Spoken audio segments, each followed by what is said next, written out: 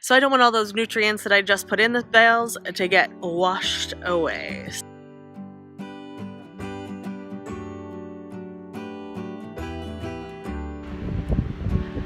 I am Amy and I'm out here in the garden because there is a break in the rain, so I need to get some stuff done. But as you can see, there's not a break in the wind. So apparently I need to go get a hair tie or this is going to be highly entertaining. It'll probably be highly entertaining anyway because I'll blow all over. But the goal today is to get my hay bales actually covered in plastic because I did the conditioning process, and I'll talk about that as well, which may be a separate video from this or in this video. Not sure exactly where it's going because I'm just out here to cover some hay bales. But it's a 10-day process to start the conditioning. You start on day 1 with fertilizer and water, day 2 water, day 3 fertilizer, 4 water, 5 fertilizer, and you gradually cut back the fertilizer, build up the water, add some, oh hi, there's a wind, add some more phosphorus. You start out with really nitrogen heavy, and that's the whole goal. After 10 days, you're supposed to let the bales cool down. Well, after 10 days, we've had a week of rain, and I don't want all the nutrients I just put into these hay bales to wash away. So I probably should have gotten out here earlier in the week, but I worked during the week, so I didn't, and it was raining and cold. And here's a break, and so I need to stop talking and just actually get working because the clouds now are coming back. So I'm gonna get these covered with plastic garbage bags, and Christine from Straw Garden Australia actually had an awesome suggestion. She just said to take a roll, because I was like, I don't have enough tarp or anything to cover it, and I was thinking, how can I, garbage bags, how am I going to hold those down? So she just said to take a whole roll of the big plastic, the big black garbage bags. Oh look, hold on, they're here.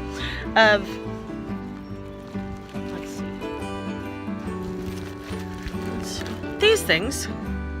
Oh, except these aren't hooked together. Oh, that would have been a great idea, except mine are all separate. Well, in any case, if you're the lucky person, I'm still going to use these because they're what I've got and I'm not going to go buy more. But if you're a person who has those kind of plastic garbage bags that are hooked together at the end with a perforation, don't separate them. Just run them out along the bales and you have this nice clean line. It stays together. You don't have to worry about weighting down as much or pinning in or anything.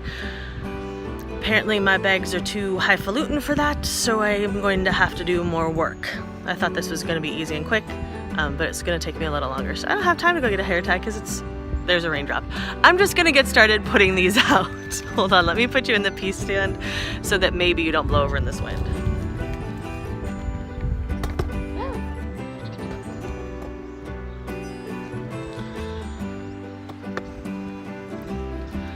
All right, I think you're there. All right, I'm gonna go put these out. You stay there.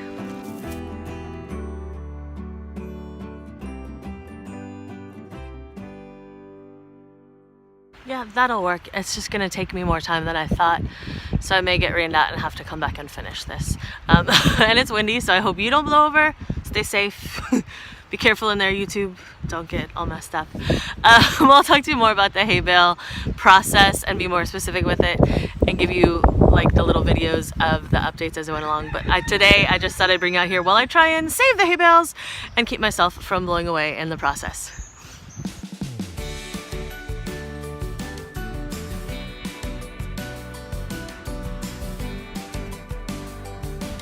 Yeah, that's gonna work.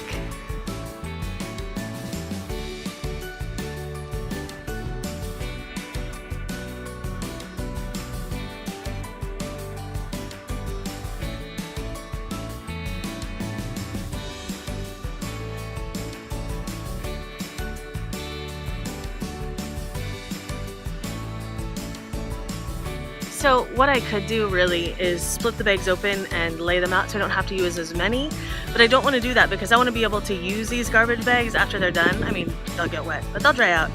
The plastic will weaken slightly, but they will still hold whatever garbage we need to dispose of. This roll would normally last over a year, so I don't want to let these bags go to waste, which is why I'm going to use them just as they are, which will take me longer. But the great suggestion also that Christine had was using the ropes on the side of the bale, the twine, just to tuck the plastic bags into. Hopefully that will hold them down so I don't have to do any sort of other weighting or staking. I do have some little U stakes that I could use, But I don't want to break those out if I don't have to, because that'll just mean more work in the cleanup. So I'm just gonna keep putting some plastic bales on, some plastic bags on the bales. I cannot remember words lately. I mean, I know them, they're there, but I say the wrong things. I'm just going with it.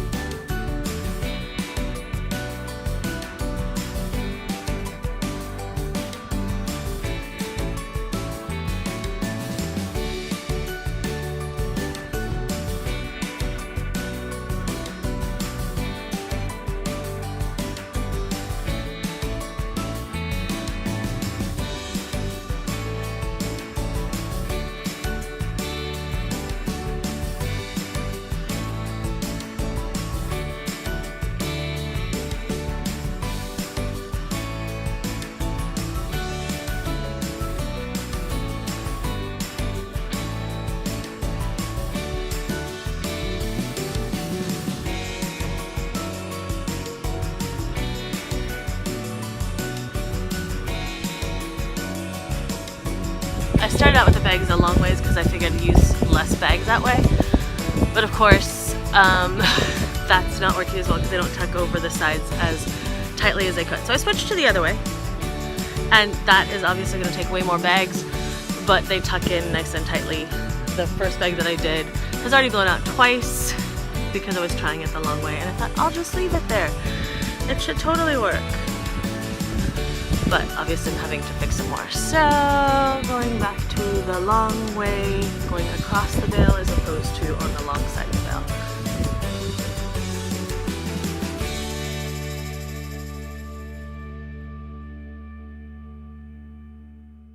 So I'm checking the temperatures in the bales as I'm going along. This first bale right here is currently in the active stage, which means it's about 120-ish. No, okay, now I have to go look again. I was totally right. It's around 120-ish degrees. They were all up in the hot area. They're cooling down. And I'm glad they're not cooling down super fast. Ideally, you should be able to plant in about 18 days after you start the conditioning process. And I should have started the conditioning process a smidge earlier. I had the hay bales in place. I just was not exactly sure. You know, I like to do a little more reading, ease into things. I eased a little too slowly, which means I could already have things planted in these bales if they were not 120 degrees. So I'm gonna keep covering them.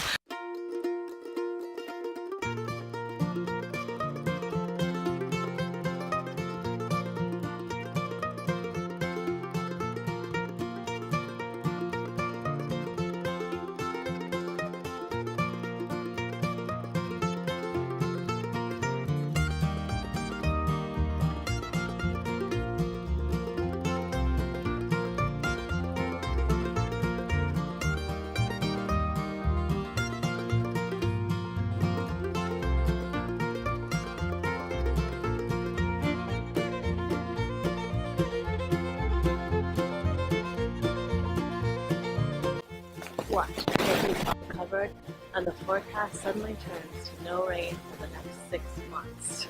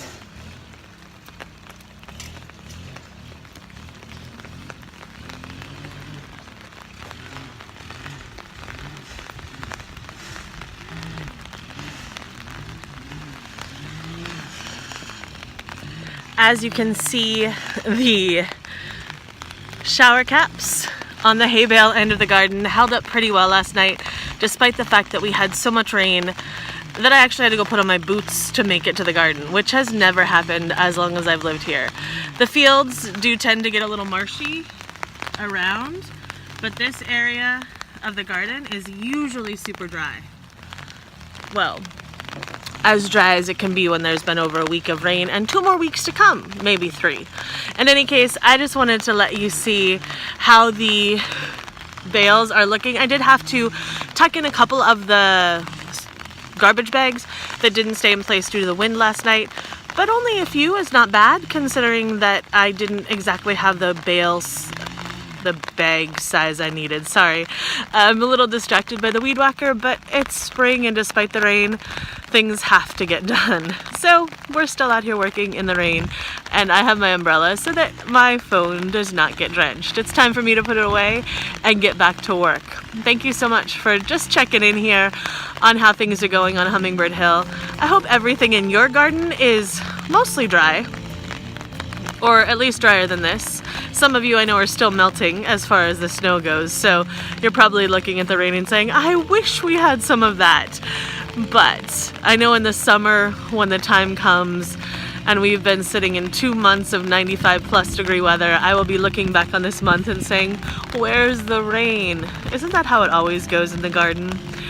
In any case, I am so happy that you've joined me again, and I appreciate you being part of my journey here in the garden on Hummingbird Hill. I hope you come back again so that we can do some more growing together.